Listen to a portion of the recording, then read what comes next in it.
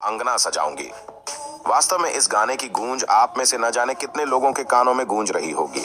अयोध्या नगरी ही नहीं बल्कि पूरे देश में राम लला के स्वागत की धूम है। अयोध्या के राम मंदिर में स्वागत की पूरी तैयारियां तो चल ही रही हैं और राम लल्ला की मूर्ति प्राण प्रतिष्ठा के लिए तैयार है। अयोध्या में 22 जनवरी को श्री राम जन्मभूमि मंदिर में प्राण प्रतिष्ठा का कार्यक्रम आयोजित किया जाएगा, जिसे लेकर राम भक्तों में खासा उत्साह है। पीएम मोदी समारोह में मुख्य अतिथि रहेंगे। नमस्कार दोस्तों, स्वागत है आप सभी का एक बार फिर से। दोस्तों, आज हम जानेंगे कुछ चमत्कारों के बारे में जिसे देखकर और सुनकर सभी का उन पर विश्वास कर पाना मुश्किल हो रहा है, लेकिन राम राज्य में सब कुछ हो सकता है। ये आप कैसे भूल सकते हैं। भगवान श्री राम का मंदिर अयोध्या में बनकर के तैयार हो चुका है और मंदिर में भगवान श्री राम के विराजमान होने की तारीख नजदीक आती जा रही है। और जैसे जैसे वह तारीख नजदीक आ रही है, वैसे वैसे अयोध्या में चमत्कार बढ़ते जा रहे हैं। जैसे कि दोस्तों, जामवंत अपनी सेना के साथ अयोध्या के रास्ते चल दिए हैं। वही जटायु अपनी सेना के साथ अयोध्या पहुंच गए हैं। वह भी भगवान श्री राम की प्राण प्रतिष्ठा का महोत्सव देखना चाहते हैं। और अब इस वीडियो में आपके लिए एक नया अद्भुत आश्चर्य लेकर की उपस्थिति हुआ हूँ, जिस आश्चर्य को देख करके देश दुनिया की खोज एजेंसियां, उनके वैज्ञानिक भी परेशान और हैरान नजर आ रहे हैं। उनके साइंस का कोई भी फैक्ट, कोई भी सिद्धांत इस चीज को समझने में असफल है कि कई लाखों साल पहले जीवित जामवंत जी की सेना भी भगवान श्री राम का दर्शन करने के लिए अयोध्या पहुंच चुकी है। आपको जानकर के बड़ा आश्चर्य होगा। आप कहेंगे कि ऐसा कैसे हो सकता है, तो मैं कह रहा हूं वह बिल्कुल सत्य है। अयोध्या में 22 जनवरी के महोत्सव को देखने के लिए जामवंत की सेना पहुंच चुकी है। रीछ अर्थात भालू राजा जामवंत नाम आपने सुना होगा, बड़ा परिचित नाम है। जहां रामायण का नाम आएगा वहां जामवंत का नाम जरूर आएगा। दोस्तों, सतयुग में ब्रह्मदेव के अश्रुओं से पैदा हुए थे जामवंत महाशक्तिशाली थे, बड़े बलवान थे और उन्होंने 7 अवतारों की सेवा की। भगवान श्री राम का जब जन्म हुआ तो जामवंत जी ने उनकी सेवा भरपूर की थी। जामवंत जी भगवान श्री राम के लीगल एडवाइजर के रूप में जाने जाते हैं। जामवंत जी कोई छोटे मोटे योद्धा नहीं थे।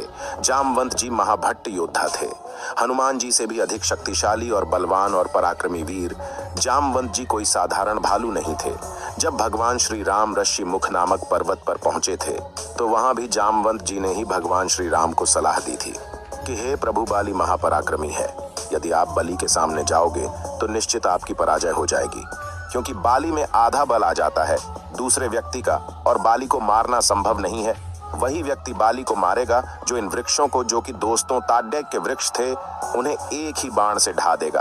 भगवान राम ने परीक्षण किया और 7 वृक्षों को एक ही बाण से ढा दिया और बाली भगवान श्री राम के हाथों वीर गति को प्राप्त हो गया। अब बात करते हैं, जब माता सीता की खोज करने के लिए वानर को इधर उधर भेजा जा रहा था तो जामवंत जी, हनुमान जी, अंगद जी को भी एक सैनिक टुकड़ी की कमान सौंप थी। उनकी सैनिक टुकड़ी दक्षिण दिशा को गई थी। दोस्तों, भगवान श्री राम कहते हैं, सुनो वीर अंगद हनुमाना जामवंत मत धीर सुजाना सकल सुवट मिल, दक्षिण जाओ सीता सुध पूछो सब काओ कि तुम तीनों एक सैनिक टुकड़ी के साथ दक्षिण दिशा को जाओ और वहां सीता को खोजने का प्रयास करना। वही जामवंत जी को जब सीता जी का पता जटायु के बड़े भाई संपाति ने बता दिया तो उस समय वानर समुद्र को पार करना चाहते थे। तो जामवंत जी स्वयं अपने बल का वर्णन करके कहते हैं कि जब बलि से छल करने के लिए भगवान श्री हरि विष्णु ने वामन अवतार धारण किया था, उस समय मैं बड़ा तरुण रहा था और मैंने 7 प्रदक्षिणा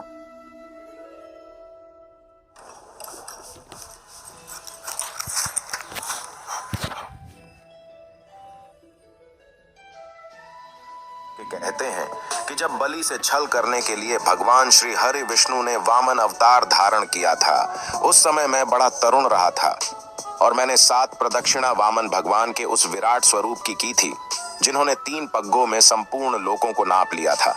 परंतु फिर भी मैं आज भी 95 योजन समुद्र को लांघ सकता हूँ। सोचिए कितने बड़े शक्तिशाली थे जामवंत जी। भगवान श्री राम के लीगल एडवाइस के रूप में काम किया था। जब राम रावण का युद्ध आरंभ हुआ, जब भगवान श्री राम की सेना लंका में पहुंची तो वहां भी जामवंत जी ने ही भगवान श्री राम को अपनी सलाह दी। अब अगर हम जामवंत जी की युद्ध भूमि की बात करते हैं तो वो कोई छोटे मोटे योद्धा नहीं थे। जब रावण के वीर पराक्रमी पुत्र मेघनाथ ने भगवान राम की सेना पर नागों की वर्षा की थी, नाग फांसों से संपूर्ण वानरों को बांध लिया।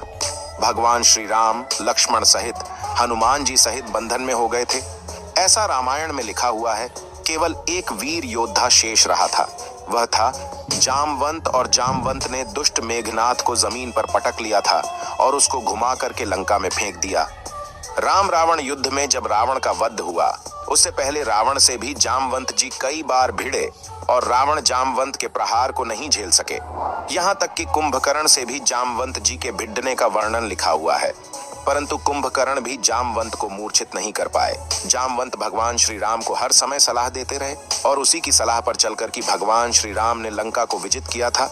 जामवंत जी के बारे में कहा जाता है कि जब भगवान श्री राम अपने परम धाम को गए, सरयू के तट पर जल समाधि में मग्न होकर के अपने चतुर्भुजी रूप में आए, उस समय जामवंत जी से कहा था कि तुम लंबी आयु तक जीवित रहोगे, लेकिन उनका काल निश्चित नहीं किया।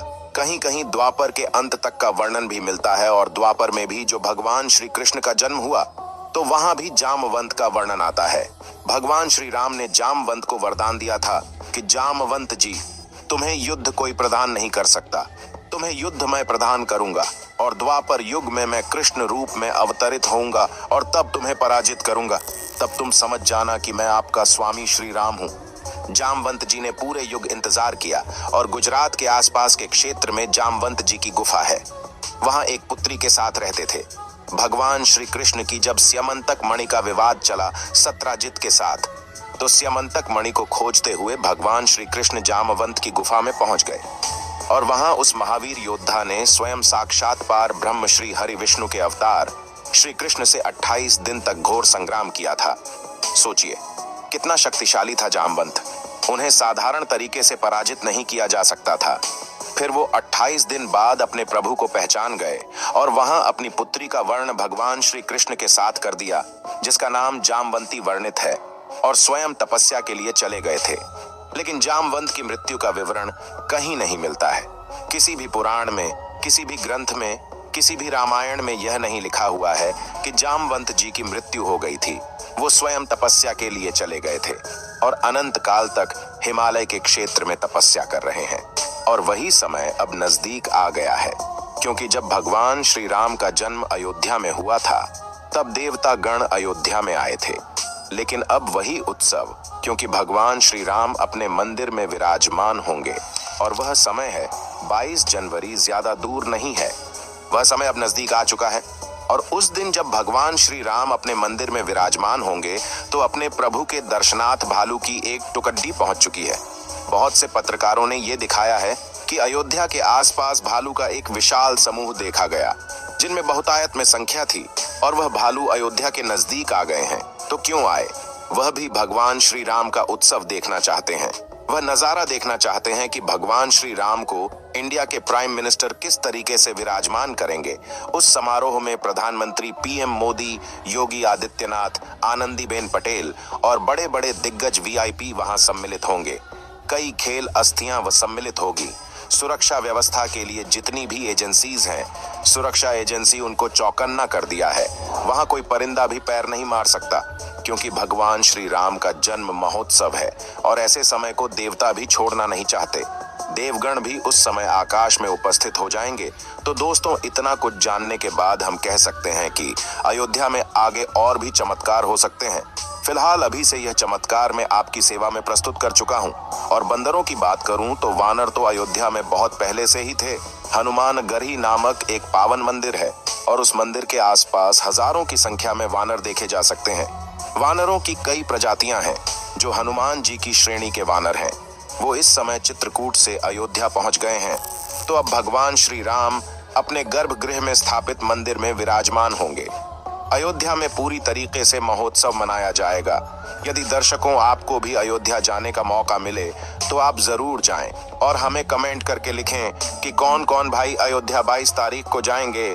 एक और खबर पर आते हैं जो कि आई है वृंदावन से, जहां श्री राम जन्मभूमि के सवाल पर श्री केशव प्रसाद मौर्य ने कुछ ऐसा कह दिया जिसने भारत में रह रहे मुस्लिम मौलानाओं को परेशान करके रख दिया है। दरअसल यह बात है वृंदावन की, जहां साध्वी रतंभरा देवी का जन्मदिन मनाया जा रहा था और साध्वी रतंभरा का यह 60वां जन्मदिन था, जिस पर 3 दिवसीय कार्यक्रम था। यहाँ पर देश के गृह मंत्री अमित शाह जी को भी आना था, लेकिन खराब मौसम के चलते वह नहीं आ पाए। इसी बीच में केशव प्रसाद मौर्य जी से एक सवाल पूछा जाता है, जिसका जवाब वह ऐसा देते हैं कि भारत में एक हलचल शुरू हो जाती। इस मौके पर जब डिप्टी सीएम से यह सवाल किया गया कि श्री राम जन्मभूमि के बाद अब क्या होगा, उन्होंने जवाब दिया कि राम मंदिर तो बन गया है, अब श्री कृष्ण जन्मभूमि की तैयारी की जा रही है। यानी कि केशव प्रसाद मौर्य जी ने यह बात कह दी है कि अब राम मंदिर के बाद बारी है श्री कृष्ण जन्मभूमि की, और सबको इंतजार है 22 जनवरी का, जब 22 जनवरी को भगवान श्री राम की प्राण प्रतिष्ठा की जाएगी। उसके बाद यह अंदाजा लगाया जा रहा है कि श्री कृष्ण जन्मभूमि की मुक्ति की तैयारी भी शुरू हो जाएगी, क्योंकि डिप्टी सीएम केशव प्रसाद मौर्य ने यह कहा है कि श्री कृष्ण मंदिर की तैयारी की जा रही है। इसका मतलब कुछ ना कुछ बीजेपी में इस मुद्दे को लेकर चल जरूर रहा है, और उम्मीद है कि 2024 के चुनाव में यह बात जनता के सामने रखी भी जाएगी। एक अद्भुत खबर आ रही है अयोध्या से कि पता लग रहा है कि अयोध्या में महात्मा जटायु पहुंच चुके हैं। दोस्तों, आपको याद होगा कि सन 2000 के बाद से कहीं भी गिद्ध दिखाई नहीं देते थे, और अचानक 23 साल बाद अयोध्या नगरी में गिद्धों का झुंड पहुंच गया है। लोग कह रहे हैं कि यह साक्षात जटायु हैं, जो भगवान श्री राम के मंदिर के प्राण प्रतिष्ठा में शामिल होने के लिए आए हैं। दोस्तों, अयोध्या से जटायु जी के प्रवेश की यह खबर जैसे ही लोगों को मिली, यह ट्विटर पर वायरल हो गई। बड़े बड़े सेलिब्रिटीज इसको लेकर ट्वीट करते हुए दिखे। इसके अलावा बड़े बड़े यूट्यूबर्स भी इस पर वीडियो बना रहे हैं। मीडिया भी कवरेज करने के लिए अयोध्या पहुंच चुकी है, क्योंकि यह अपने आप में बड़ी खबर है कि जटायु जी अयोध्या पहुंच चुके हैं। लोग यह कहने लगे थे कि अब गिद्ध केवल किताबों में ही देखने को मिलेंगे। ऐसे साक्षात देख पाना अपने आप में एक चमत्कार है, वह भी अयोध्या में, जब राम मंदिर की प्राण प्रतिष्ठा होने जा रही है। यह अपने आप में एक चमत्कार है। जब जटायु ने प्राण त्यागे, भगवान राम ने अपने पिता की तरह ही उनका अंतिम संस्कार किया था, तो आज लोगों को यह आश्चर्य हो रहा है कि जो गिद्ध लुप्त हो चुके थे, यहाँ तक कि सरकारी दस्तावेजों में दर्ज किया जा चुका था कि गिद्ध एक लुप्त प्रजाति है, लेकिन अचानक से 23 साल बाद अयोध्या में प्रकट होना जटायु का, यह बहुत बड़ी बात है और किसी चमत्कार से काम नहीं है। अयोध्या वासी भी ऐसा मान रहे हैं, यानी कि जिस प्रजाति के बारे में यह दुनिया यह मान बैठी है कि यह प्रजाति अब दुनिया में एग्जिस्ट ही नहीं करती, लेकिन भगवान श्री राम की महिमा ऐसी है कि जैसे ही मंदिर की प्राण प्रतिष्ठा की शुभ घड़ी आई, न जाने कहां से जटायु महाराज स्वयं साक्षात अयोध्या में प्रकट हो गए। इस पर रामायण में भी लिखा गया है कि हरि अनंत हरि कथा अनंता, कहें सुनहि बहुविधि सब संता। यानी भगवान की महिमा अनंत है, उसको यह क्या सरकार क्या दुनिया क्या वैज्ञानिक कोई नहीं जान सकता। आज जटायु जी का अयोध्या में आना यह वैज्ञानिकों को भी चुनौती देता है, उन नास्तिकों को भी चुनौती देता है, और भारत में कन्वर्टेड हो चुके हैं उन कट्टरपंथियों को भी चुनौती देता है, जो यह कह रहे हैं कि भगवान श्री राम का मंदिर हम एक न एक दिन गिरा देंगे जब हमारी सत्ता आएगी। अरे मूर्खो, जब स्वयं 33 कोटि देवता सूर्य, नाग, किन्नर, यक्ष, गंधर्व भगवान श्री राम के इस मंदिर की रक्षा का प्रण ले चुके हैं, तो तुम क्या, तुम्हारी आने वाली 1000 पीढ़ियां भी इस मंदिर का कुछ नहीं बिगाड़ सकती। आज की वीडियो में इतना ही है, तो वीडियो को लाइक करें और चैनल को सब्सक्राइब करके धन्यवाद।